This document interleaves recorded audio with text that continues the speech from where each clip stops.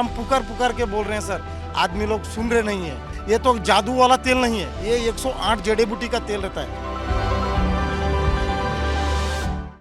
Allahabad high court के जज justice Shekhar Kumar Yadav, जो हाल ही में अपने विवादास्पद बयान को लेकर चर्चा में आए थे, अगर सुप्रीम कोर्ट कॉलेजियम ने उनके प्रमोशन के समय एक्स जस्टिस डीवाई चंद्रचूड़ की आपत्ति पर ध्यान दिया होता तो शायद वे कभी जज नहीं बन पाते। 2018 में जब यादव को इलाहाबाद हाईकोर्ट के जज के तौर पर प्रमोशन की सिफारिश की गई थी, तब पूर्व जज जस्टिस चंद्रचूड़ ने इस पर कड़ी आपत्ति जताई थी। उस समय justice DY Chandrachud Supreme Court के जज नहीं बने थे, बल्कि वे इलाहाबाद हाई कोर्ट के चीफ जस्टिस थे।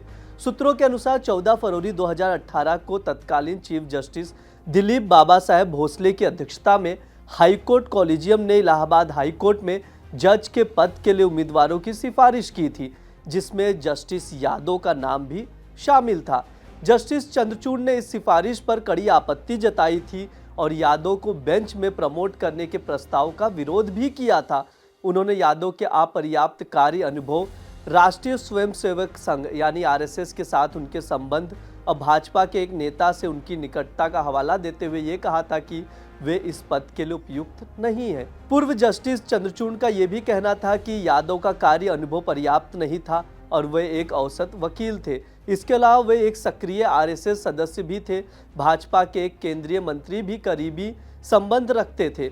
इसके बावजूद सुप्रीम कोर्ट कॉलेजियम, जिसमें तत्कालीन सीजीआई रंजन गोगोई और जस्टिस ए.के. सिकरी और जस्टिस एम.ए. बोबड़े भी शामिल थे, ने जस्टिस चंद्रचूड़ की आपत्तियों को नकारते हुए यादव समेत अन्य 9 वकीलों की सिफारिश की। 12 दिसंबर 2019 को यादव को इलाहाबाद हाई कोर्ट का अतिरिक्त न्यायाधीश नियुक्त किया गया और बाद में 26 मार्च 2021 को उन्हें स्थायी न्यायाधीश बना दिया गया।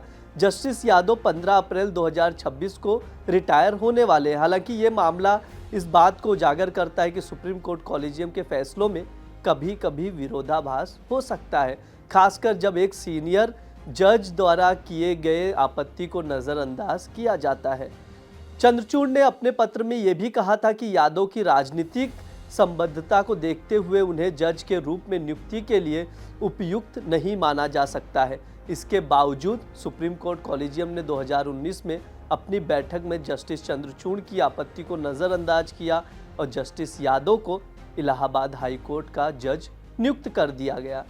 यह मामला न्यायपालिका की नियुक्ति प्रक्रिया पर भी सवाल खड़ा करता है, जिसमें कभी कभी न्यायाधीशों की व्यक्तिगत टिप्पणियों और राजनीतिक संबंधों को गंभीरता से नहीं लिया जाता। आज के लिए इतना ही। देखते रहिए दैनिक जागरण। शुक्रिया।